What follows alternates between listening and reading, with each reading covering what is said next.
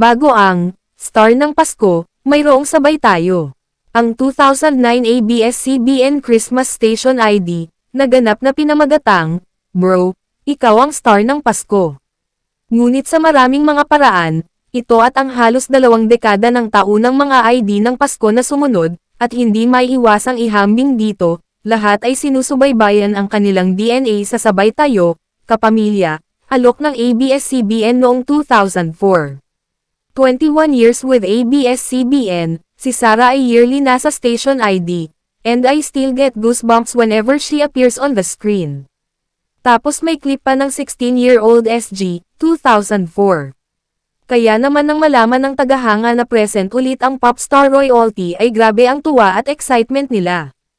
Tumutok ang lahat para sa kanilang idolo maging sa kung anong magandang linya ng kanta ang nais nitong iparating. Indeed, she is the queen of Abasan Christmas Station mula noon hanggang ngayon. Hindi ito ang unang music video ng ABS-CBN na Christmas ID, o ang unang star-studded nito, ngunit inilatag nito ang pundasyon at itinatag ang maraming mga tanda ng kung ano ang gumawa ang mga kapamilya Christmas ID. Ang kanta, sa kabila ng walang nabanggit na Pasko at wala sa mga chimes at kampanilya na nauugnay sa panahon, ay lumampas sa pagiging isang jingle.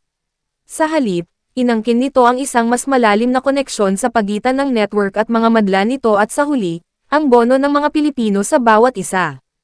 At tulad ng marami sa ibang mga iconic na ABS-CBN Christmas ID, ito ay hugis ng isang oras ng krisis.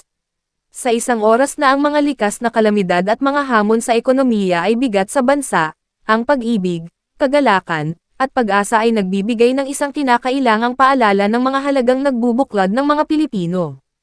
Ito ay isang pagdiriwang ng pagiging matatag, isang parangal sa pasasalamat, at isang pangako ng kagalakan. Higit sa anupaman, patunay na ang ABS-CBN, sa kabila ng mga pakikibaka nito, ay nananatiling pinakamalakas na mananalaysay ng bansa sa Kapaskuhan.